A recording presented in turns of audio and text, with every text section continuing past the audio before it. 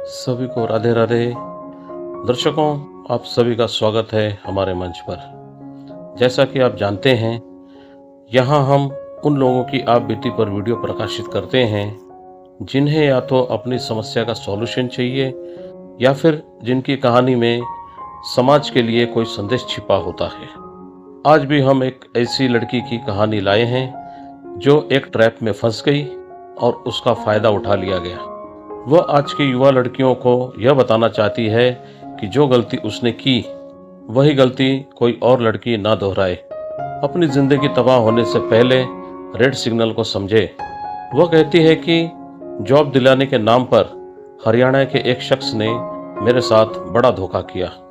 वो मेरे एक चचेरे मामा के जरिए मिला था। मामा ने कहा कि ये हरियाणा के एक पूर्व विधायक का भतीजा है। उन्होंने बताया कि यह व्यक्ति गवर्नमेंट जॉब दिलवाता है और मुझसे कहा कि व्हाट्सएप पर बात कर लो। मैंने व्हाट्सएप के जरिए उस आदमी से संपर्क किया। उसने मुझसे पूछा, क्या करती हो? मैंने कहा, स्कूल में पढ़ाती हूँ, एमकॉम किया हुआ है। तब वह बोला, अगर एमकॉम किया है तो मैं तुम्हारी गवर्नमेंट जॉब लगवा सकता हूँ। 3 लाख रुपए देने होंगे, पहले तुम्हारे सारे डॉक्यूमेंट्स वेरीफाई होंगे एंड ऑल। यह सब मेरी फैमिली को भी पता था। सबके सामने ही बात हुई। फिर मेरे भाई ने भी उससे बात की। कुछ पैसे अरेंज करके हमने उसे दे भी दिए। वो बोला कि 1.5 महीने में सब फाइनल हो जाएगा। यह बात इसी फरवरी की है। हमें उस पर थोड़ा शक भी हुआ कि क्या वाकई सरकारी नौकरी उसके हाथ में है या नहीं। मामा से पूछा भी कि वो किस टाइप का इंसान है।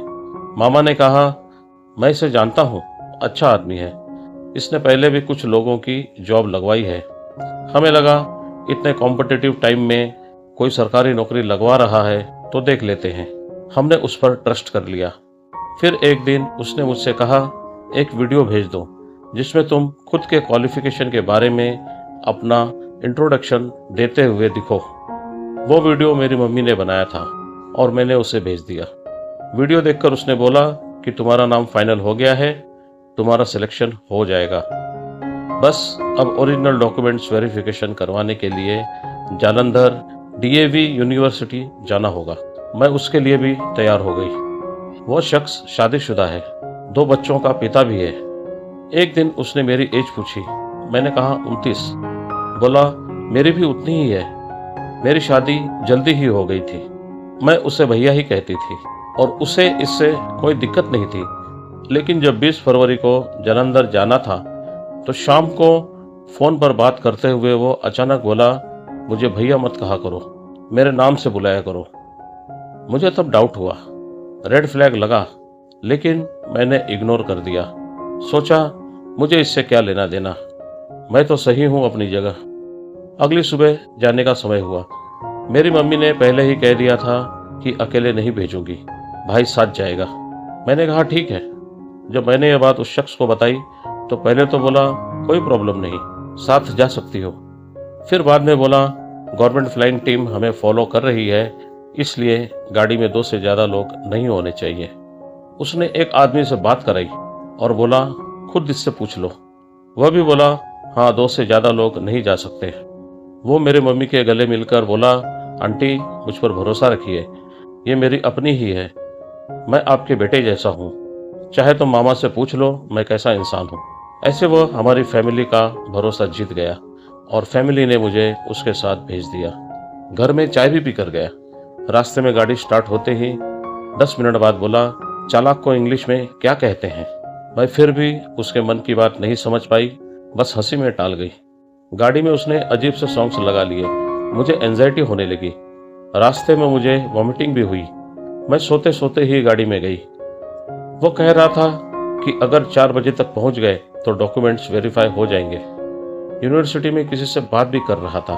कह रहा था 15 मिनट और रुक जाओ, हम पहुंचने ही वाले हैं। जब हम वहां पहुंचे तो बोला कि आज का अब नहीं होगा, कल ही होगा, रुकना पड़ेगा। मैंने भी घर पर फोन कर दिया कि आज हम यहीं रुकेंगे। मुझे तब तक कुछ भी गलत नहीं लगा। फिर हम होटल गए तो बोला, पहले तुम्हें तुम्हारे रूम में छोड़ देता हूँ, फिर मैं अपने रूम में चला जाऊंगा। रूम में हम पहुंचे और फ्रेंडली बातें करने लगे। फिर मुझे टच कर करके बातें करने लगा। पता नहीं क्यों मैंने उसे रोका नहीं। शायद मैं उसकी बातों से प्रभावित हो गई थी।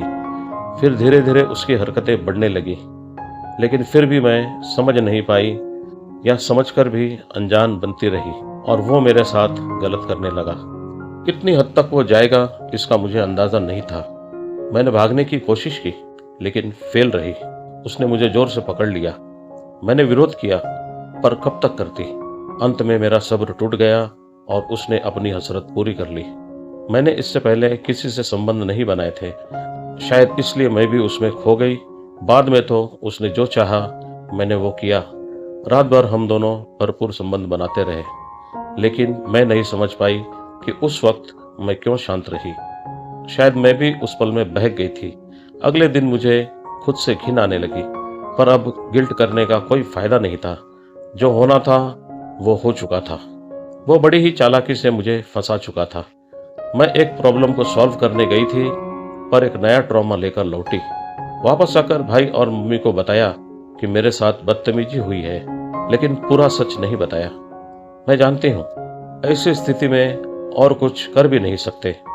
मैंने इसलिए भी पूरी बात नहीं बताई कि मम्मी मुझे ही दोष देती और जिंदगी भर ताने देती, क्योंकि हर हाल में दर्द तो लड़कियों के हिस्से ही आता है। अब दिमाग पर बहुत प्रेशर रहता है। गिल्ट है कि क्यों रेड फ्लैग देखकर भी इग्नोर किया और परेशानी में फंसी। मैं ये सब इसलिए बता रही हूँ कि मेरे साथ जो हुआ वो तो हो गया, लेकिन कोई और लड़की ऐसी ट्रैप में न फंसे।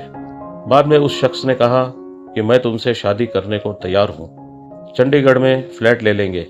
लेकिन मैंने उससे सारे कॉन्टैक्ट्स खत्म कर दिए। मैरिड होकर भी लोग कितनी घटिया सोच रखते हैं। उसकी लव मैरिज है। व्हाट्सएप डीपी में वाइफ के साथ फोटो और हेडलाइन में लाइफ लाइन लिखता है। इतना शो ऑफ करता है कि बहुत फेथफुल है। इसलिए मैंने भी उस पर शक नहीं किया और उसके अंदर क्या चल रहा था जान नहीं पाई। दर्शकों, देखा आपने, किसी पर भी आंख बंद करके भरोसा करने का नतीजा क्या हो सकता है। मैं आज की युवा लड़कियों से कहना चाहता हूँ कि आपके पिता और सगे भाई के अलावा किसी पर भी आंख बंद करके भरोसा ना करें। मैं यह नहीं कह रहा कि हर किसी को शक की नज़र से देखो, बल्कि माहौल ही ऐसा न बनने दो कि ट्रस्ट या डाउट करने की नौबत आए। जितनी ज़रूरत हो उतना ही मेलजोल रखो, चाहे आपका बॉयफ्रेंड ही क्यों ना हो। अपने शरीर से किसी को खेलने मत दो, क्योंकि जो लड़का एक बार आपके शरीर तक पहुंच गया वो बहुत मजबूरी होने पर ही आपसे शादी करेगा। मजबूरी में आकर शादी कर भी लिया तो वह सम्मान नहीं देगा जो एक अच्छी पत्नी को मिलनी चाहिए। जो लोग लव मैरिज से पहले शारीरिक संबंध बना चुके हैं वह अच्छी तरह समझ सकते हैं कि मैं क्या कह रहा हूँ। ऐसी शादियों में दोनों का एक दूसरे पर ट्रस्ट पूरी तरह से नहीं बन पाता। अगर आप मेरी बातों से सहमत हैं तो अपने अनुभव कमेंट में ज़रूर साझा करें। शायद कुछ लड़कियां ऐसे ट्रैप में फंसने से बच सकें। अगर आपको यह वीडियो अच्छी और सार्थक लगी हो तो इसे लाइक और शेयर करें, और अभी तक चैनल सब्सक्राइब नहीं किया है तो अभी करें। दर्शकों, आज के लिए बस इतना ही। अब आपसे विदा लेते हैं। फिर मिलेंगे नई वीडियो में नई कहानी और नए मुद्दे के साथ। तब तक आप खुश रहें, स्वस्थ रहें और सुरक्षित रहें। अभी तक हमारा साथ देने के लिए आपका बहुत बहुत धन्यवाद।